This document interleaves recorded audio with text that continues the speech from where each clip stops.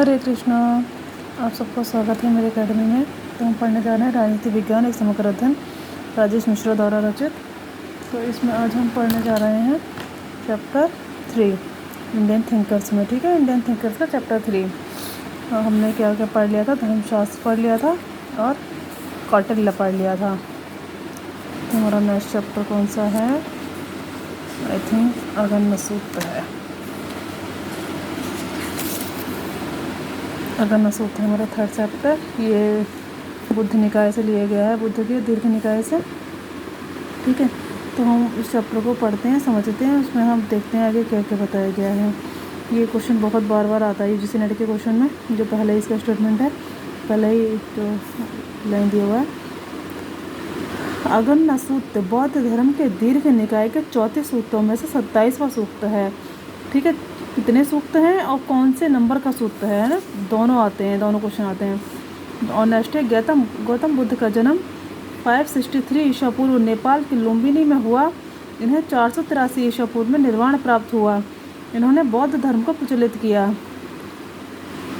Next है त्रिपिटक। ये भी हमेशा याद रखें, त्रिपिटक किसका है, किसके उसमें है? वो गौतम बुद्ध का है। त्रिपिटक गौतम बुद्ध के 3 पिटक, विनय पिटक, सूत्र पिटक व अभिधम्म पिटक का संग्रह है। दीर्घ निकाय बौद्ध ग्रंथ त्रिपिटक के सूत्र पिटक का प्रथम निकाय है। इसमें कुल 34 सूत्र हैं।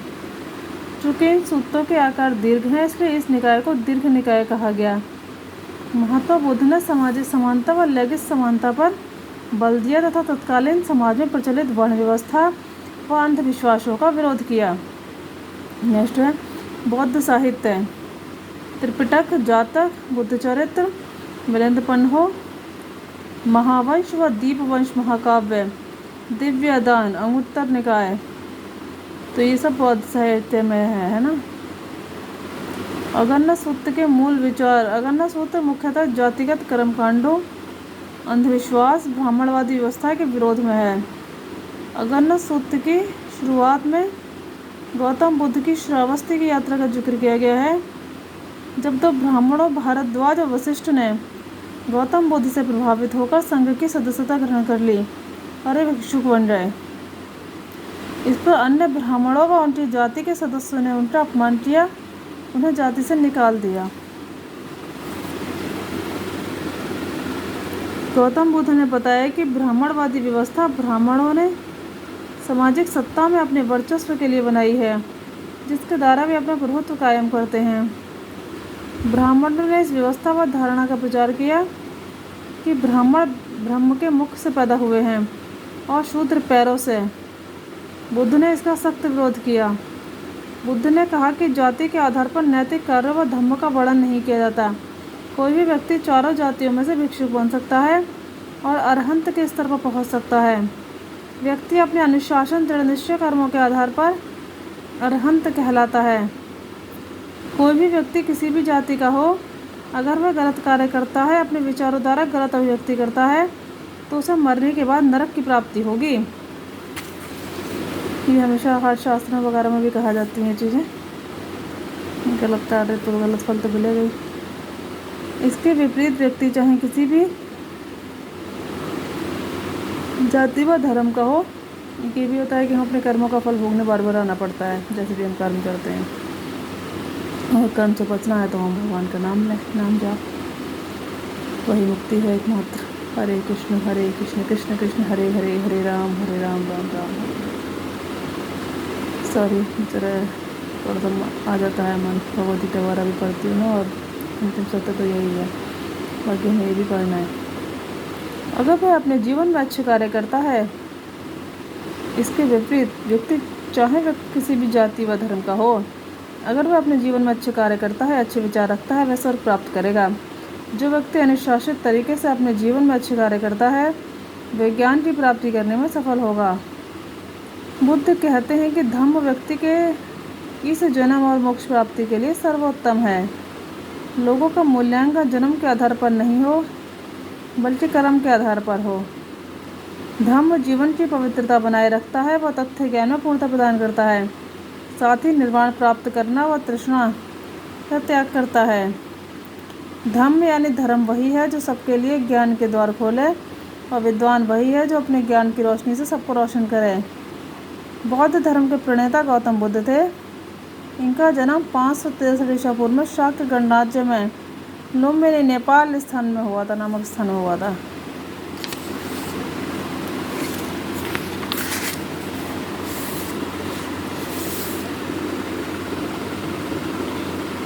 इन्होंने जीवन के कष्टों से छुटकारा पाने के लिए नए दर्शन तथा जीवन पद्धति की आधारशिला रखी, जिसे बौद्ध धर्म के नाम से जाना जाता है। बौद्ध धर्म और दर्शन के अतिरिक्त राजनीति पर भी महत्वपूर्ण विवेचना करता है।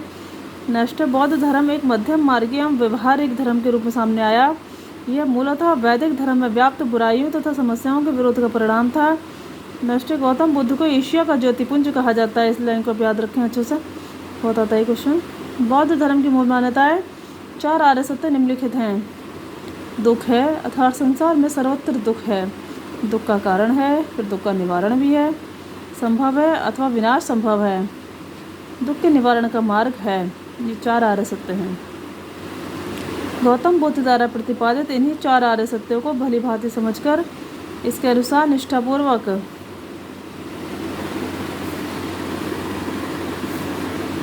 गौतम बुद्ध द्वारा प्रतिपादित इन्हीं 4 आर्य सत्य को भली भांति समझकर इसके अनुसार निष्ठापूर्वक आचरण करना चाहिए। गौतम बुद्ध के अनुसार दुख निवारण के 8 उपाय हैं, जिसे इन्होंने अष्टांगिक मार्ग की संज्ञा दी। प्रत्येक व्यक्ति को दुख से मुक्ति प्राप्त करने के लिए इन 8 नियमों का अनिवार्यतः पालन करना चाहिए। ये 8 नियम निम्न हैं। सम्यक ज्ञान अथवा सम्यक दृष्टि। सम्यक ज्ञान का आशय 4 आर्य सत्य का समुचित या वास्तविक ज्ञान है। सम्यक संकल्प, इसमें हिंसा, राजद्वेष, मोह इत्यादि दुर्गुणों व सांसारिक विषयों व भोगों का परित्याग करने का दृढ़ निश्चय है। सम्यक वचन, इसका अभिप्राय अनुचित एवं मिथ्या वचन का त्याग करके सत्य के अनुसार आचरण करना है। सम्यक कर्मांत, हिंसा, द्रोह, दुराचार, वासना इत्यादि से संबंधित दुष्कर्मों का परित्याग करते हुए सदैव शुभ कार्य करना चाहिए। सम्यक आजीविका, उचित व न्यायपूर्ण तरीकों द्वारा जीविका पूर्जन करना चाहिए। सम्यक व्यायाम, समस्त बुराई को नष्ट करने व सदैव सत्कर्म करने का प्रयास करना चाहिए। सम्यक स्मृति, लोभ, मोह, क्रोध इत्यादि दोषों से मुक्त होकर चित्त की शुद्धि करनी चाहिए। सम्यक समाधि, राग, द्वेष इत्यादि द्वंद्वों से मुक्त होकर चित्तपूर्ण एकाग्रता प्राप्त करनी चाहिए। बौद्ध धर्म में अष्टांग मार्ग का विशेष महत्व है, क्योंकि इसमें मनुष्य को अतिशय भोगवाद व अत्यधिक कठोर संन्यासवाद, अतिशय अपरिग्रह के मध्य संतुलन का उपदेश दिया गया है। अतः बौद्ध धर्म की मूल विशेषता मध्यम मार्ग के नाम से जानी जाती है। बौद्ध धर्म में राजनीति से संबंधित निम्नलिखित विचार पाए जाते हैं। नेक्स्ट, बौद्ध धर्म में राज्य की उत्पत्ति। बौद्ध धर्म में राज्य की उत्पत्ति के संदर्भ में समझौतेवादी सिद्धांत को अपनाया गया है, जिसका वर्णन दीर्घ निकाय नामक ग्रंथ में मिलता है।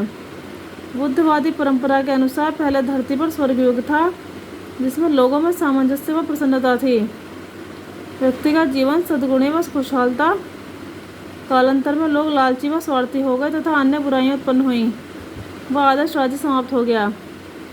परिणाम स्वरूप लोगों ने आपसी समझौते, महासम्मत चुनाव के द्वारा एक राजा का चयन किया, जिससे अव्यवस्था उत्पन्न करने वाले व्यक्तियों को दंड किया जा सके। अतः व्यक्तियों ने अपनी फसल का कुछ भाग राजा को देने का निर्णय किया। राजा के अधिकार तथा कर्तव्य। जातक कथाओं और दीर्घ निकायों में राजा के अधिकार तथा कर्तव्य का उल्लेख है। जातक कथा के अनुसार राजा को नागरिकों पर उचित करारोपण करना चाहिए तथा राजा को नैतिक नियमों का अनुसरण और राजा को न्यायपूर्ण तरीके से दंड देना चाहिए। जातक कथाओं में कूटनीति के विषय में भी कुछ पंक्तियाँ उल्लिखित हैं, जिनके अनुसार राजा को शत्रु और राज्य की अपेक्षा नहीं करनी चाहिए, भले ही वह कितना भी कमज़ोर क्यों ना हो। परंतु बुद्ध परंपरा में राजा कौटिल्य के राजा की भांति बिल्कुल नहीं है। यह स्पष्ट कहा गया है कि राजा अपने उद्देश्य की प्राप्ति के लिए अनैतिक माध्यमों का प्रयोग कभी न करे तथा युद्ध काल में राजा को न्यायपूर्ण व्यवहार की सलाह दी गई है। नेक्स्ट, बुद्धवादी परंपरा में राजनीति का मूल आधार नैतिकता है। यदि राजा नैतिक आचरण नहीं करेंगे तो मंत्री व प्रजा भी अधार्मिक होंगे। परिणाम स्वरूप प्रकृति नाराज हो जाएगी, बरसात नहीं होगी तथा फसल का भी अभाव हो जाएगा। बुद्धवादी परंपरा में धर्म और राजनीति का गहन सम्मिश्रण पाया जाता है, जिसमें राजनीति को बुरा मानते हुए भी आवश्यक माना है तथा राजा को धार्मिक और नैतिक बनने की सलाह दी गई है। दीर्घ निकाय में राजा या शासक के कर्तव्यों का वर्णन किया गया है। राजा को शक्ति व सदाचरण का पालन करना चाहिए। उसे प्रशासन करते समय धर्म के नियमों का पालन करना चाहिए जो राजा का कर्तव्य है। राजा का मूल कर्तव्य प्रजा की सुरक्षा बनाए रखना है। राजा को विधि का उल्लंघन करने वाले व्यक्तियों को अवश्य दंड देना चाहिए तथा गरीबों को आर्थिक सहायता देना भी राजा का कर्तव्य है। नेक्स्ट है राजा के मूल गुण। अंगुत्तर निकाय में राजा के मूल गुणों का भी वर्णन किया गया है। इसके अनुसार राजा को अच्छे कुल में पैदा होना चाहिए। माता पिता अथवा दोनों का कुल अच्छा हो। यह कुल 7 पीढ़ियों तक शुद्ध व पवित्र होना चाहिए। राजा देखने में आकर्षक व प्रिय तथा उसे एक कुशल योद्धा होना चाहिए। वह बुद्धिमान होना चाहिए जिससे वह अतीत की घटनाओं के आधार पर भविष्य की घटनाओं को समझ सके। राजा धन धान्य तथा सोने चांदी जैसी संपत्तियों से युक्त होना चाहिए तथा राज्य के लिए एक अनुशासित व आज्ञाकारी सेना भी आवश्यक है। नेक्स्ट है राजनीति और धर्म। बुद्धवादी परंपरा में राजनीति व धर्म का सम्मिश्रण पाया जाता है। इस परंपरा में राजनीति के संबंध में एक वैकल्पिक विचार भी है जिसमें राजनीति को एक नैतिक बुराई, धोखेबाजी व चालाकी का पर्याय माना और इसकी निंदा की। बौद्ध भिक्षु पुंडरीक के अनुसार बौद्ध भिक्षुओं को राजा व राजकुमार के साथ नहीं बैठना चाहिए तथा किसी राजकीय पद को ग्रहण नहीं करना चाहिए। इसी मान्यता का समर्थन करते हुए आशु घोष ने अपनी रचना बुद्ध चरित्र में लिखा कि राजनीति धर्म व नैतिकता दोनों के विरुद्ध है, लेकिन बुरी होते हुए भी आवश्यक है क्योंकि समाज में व्यवस्था बनाए रखना राज्य के द्वारा ही संभव है। राज्य के द्वारा बौद्ध परंपरा में संघ के द्वारा प्रशासनिक संगठन का वर्णन किया गया है। संघ के नियम, सिद्धांत व कार्यप्रणाली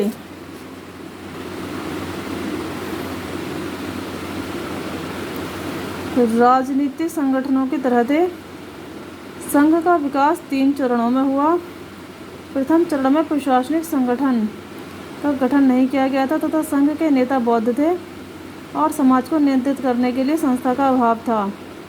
बौद्ध भिक्षु नैतिकतापूर्ण जीवन यापन करते थे एवं निर्वाण के लिए प्रयत्नशील रहते थे। भिक्षुओं के द्वारा बुद्ध के निर्देशों का पूर्ण रूप से पालन किया जाता था। संघ के विकास के प्रथम चरण में संघ से संबंधित सभी प्रकार के निर्णय लेने का अधिकार बुद्ध को था और उनका संघ पर पूर्ण नियंत्रण था और वे बिना सलाह के स्वयं कार्य करते थे। द्वितीय चरण में वरिष्ठ बौद्ध भिक्षुओं को संघ में प्रवेश देने का अधिकार मिल गया। यह अधिकार पहले केवल बुद्ध के हाथ में था। संघ के विकास के बाद धार्मिक परंपराओं में सभी भिक्षुओं को भाग लेने का अधिकार दे दिया गया और वरिष्ठ भिक्षुओं द्वारा नए भिक्षुओं को प्रशिक्षण दिया गया। बुद्ध और भिक्षुओं के बीच का संबंध पिता और पुत्र की भांति था, अतः संघ में अनुशासन बनाए रखा जाता था। नेक्स्ट है तृतीय चरण में संघ अत्यधिक बड़ा समुदाय बन गया, इसलिए बुद्ध और भिक्षुओं के कार्य भी बढ़ गए तथा उनकी कार्य प्रणाली में भी परिवर्तन हो गया। अब सभी बौद्ध भिक्षुओं को संघ में प्रवेश का अधिकार प्राप्त हो गया। यह उल्लेखनीय है कि पहले चरण में यह अधिकार केवल बुद्ध को था, लेकिन दूसरे चरण में यह अधिकार वरिष्ठ भिक्षुओं को दिया गया है तथा तीसरे चरण में यह अधिकार समुचित संघ को प्राप्त हो गया। इसलिए तीसरे चरण में शक्तियाँ व्यक्ति के हाथों में स्थानांतरित होकर संघ में केंद्रित हो गई। संघ के 3 चरणों के विकास को शासन प्रणाली के रूप में इस प्रकार वर्णित किया जा सकता है। जब निर्णय की शक्ति एक व्यक्ति के हाथ में थी तब राजतंत्रीय शासन था, और जब निर्णय वरिष्ठ भिक्षुओं के हाथ में आ गया तो ये कुलीन तंत्रीय शासन बन गया तथा जब यह निर्णय समूचे संघ के हाथ में आ गया तथा तब यह लोकतांत्रिक शासन जैसा प्रतीत होता है। ठीक है, गांधी जी के दर्शन कर लीजिए। सभी भक्तों को मेरा बहुत भक्ति हो जाता है। आप सभी को मेरा बहुत बहुत प्रणाम और ज़्यादा से ज़्यादा इस चैनल को लाइक शेयर सब्सक्राइब कीजिएगा, जिससे इस चैनल को ग्रोथ करे हमारा और हम आगे बहुत अच्छे से अच्छा कंटेंट बनाएं। और आगे चल के हम लोग ना एप्लीकेशन और जूम के थ्रू पढ़ेंगे, नीट पे बहुत बेहतरीन तरह से पढ़ेंगे। ठीक है, तब तक के लिए